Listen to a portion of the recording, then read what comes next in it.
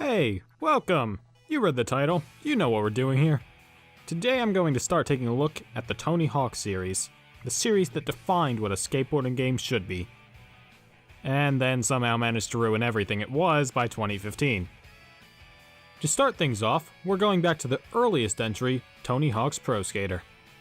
In order to make reviewing the whole series more simplistic, I'll be mainly reviewing the PlayStation versions, cause I'm not getting into that mess. What even is an N-Gauge? Each of these reviews will be split into different segments to get through them real organized.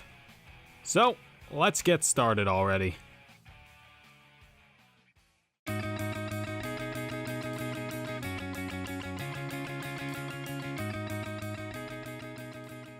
By today's standards, these graphics will be unbearable for anybody who grew up with something better than the N64. By 1999 standards, the graphics are okay. This is honestly one of the only times where the Nintendo version ended up having the better graphics, even just slightly, but it was only because the N64 was a little more technically advanced than the PlayStation. Anyway, it's 32-bit, you can see the pixels. Nothing is technically a 3D model. Draw distance sucks. And the physics aren't always realistic, but you can still tell what everything is. If you want the best looking skating simulation, this game isn't for you.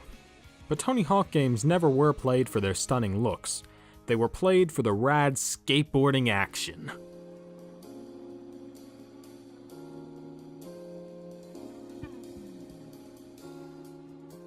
The gameplay here is pretty simple. Skate around, do tricks, complete goals. Skating is hard though. Controlling your character is simple in theory. In practice, it controls how it should, but it's not a polished system yet. It feels way tighter and slower than it should. But even though it's tight and precise, the littlest tap sets you off course.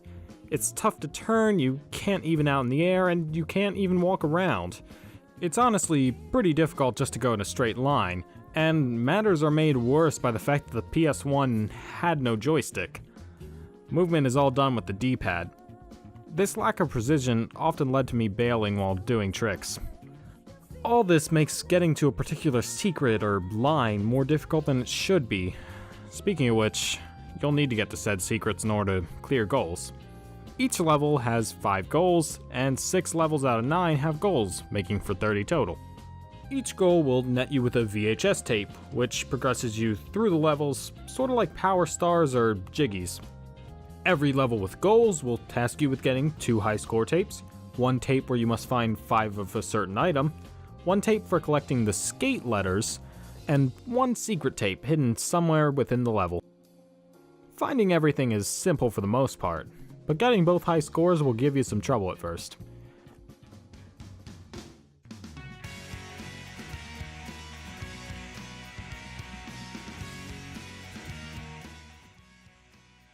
Getting your score up is based on performing tricks. Grab tricks are done by pressing circle in a direction, flip tricks are square in a direction, grinds are just triangle or triangle and a direction, and an ollie doesn't net you any points, but it is your jump and can be performed by pressing X. A higher ollie can be done by tapping up once or twice, then pressing X. Combining any of these tricks together then gets you a huge multiplier. However, unlike later games in the series, there's no easy way to tie your combos together unless you're grinding a line, which is pretty tough to keep going here as there's no balance meter. But when you finally do hit the perfect line in this game, boy, does it feel good.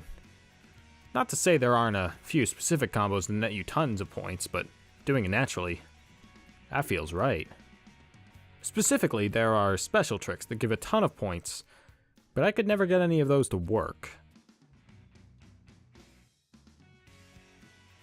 The button presses seem to have way more precise timing than the later entries. I ended up just holding grab tricks and spins and hoping for the best most of the time. Scores become especially important in the 3 competition levels. These levels task you with getting as many points as possible in a minute without bailing. do well enough and you may even get first, but second or third will still allow you to progress. Pretty good too, because I suck at this game. Beating the last competition finishes the game. Good job, you did it! If you get medals in every competition, you even get a cool FMV cutscene with some real skateboarding bales. I think these were actually one of the main draws of playing the game back in the day. Of course, now we have the internet, but these cutscenes are an interesting relic of the past. There are also multiple skaters to complete the game with, and all the skaters have different stats and tricks. But they're pretty much all the same in the end, and not really worth going over. I normally just choose based on looks. However, where you're going to skate is very important.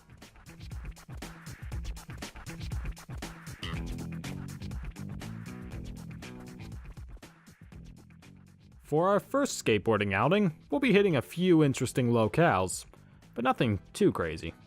You'll skate at an abandoned warehouse, school, and mall, as well as a few generic tournament skate parks. But one of the coolest things about the levels from these games is that they're often based on real cities. This time around, there's levels based on downtown Minneapolis, Phoenix, Arizona, San Francisco, and a skate contest held in a secret, undisclosed location. Which is actually quite boring because it's really just Roswell, New Mexico. It has cooler stuff than the other competition levels though. My only complaint is really that the competition levels felt pretty small and bland compared to all the other crazy locations you got to skate at in the other levels. Otherwise, the levels featured in this game are all pretty cool. But it isn't just level variety that this game has to offer.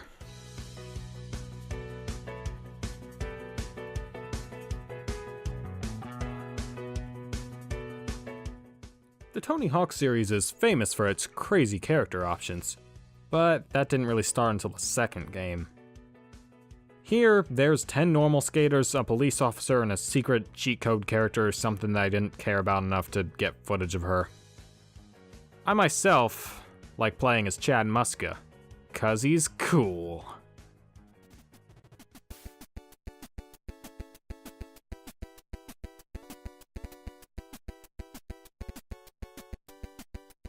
The sound design here is pretty good. The sounds all sound different and unique, and they're pretty good for the PS1. But more importantly, there's a ton of variety between the 10 songs in this soundtrack, even if most of them do have a rock or grunge influence. They all sound good enough that you'll never have a problem when any particular song pops up. But that doesn't mean that one song in particular doesn't stand out. You know which one I'm talking about. The classic that is Superman by Goldfinger makes you feel freaking awesome skating around. This song was a system seller. Okay, maybe not, but the Tony Hawk series wouldn't have been nearly as popular as it was without all the sweet license tracks. And it just got better from here on out.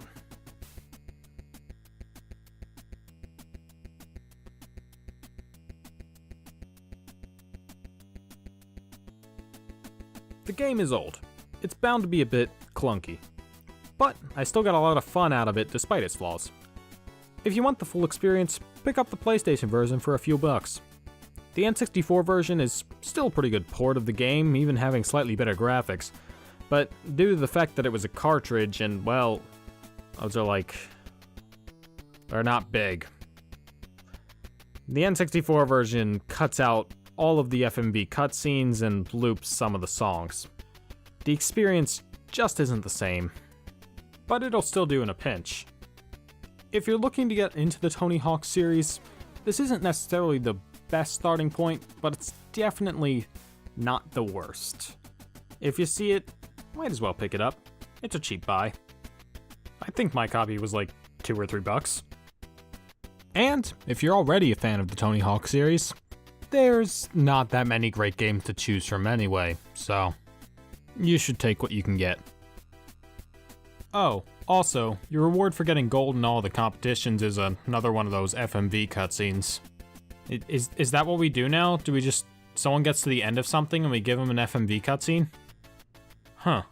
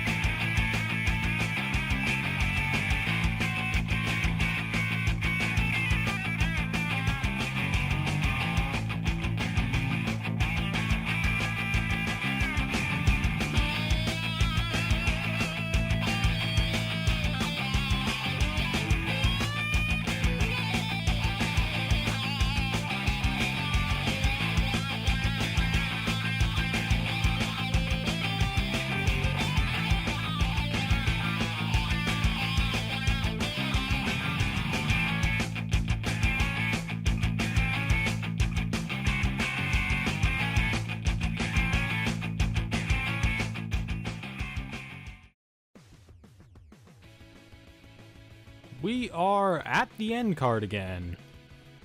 I never know what to say during these things. Well, first of all, like, subscribe, comment, do all that if you haven't. You can find that all below the video. You can follow me on Twitter or Facebook. There are links on the screen and also in the description down below. If you want to watch some more videos from me, we have a top 5 songs in Mario Kart Wii playing on the left. I'd say that's probably my best so far. And we have a review of the lovely Wii classic Go Vacation on the right. I think that's self-explanatory. So yeah, get to it. Push some buttons, have a good time. Do the thing. I don't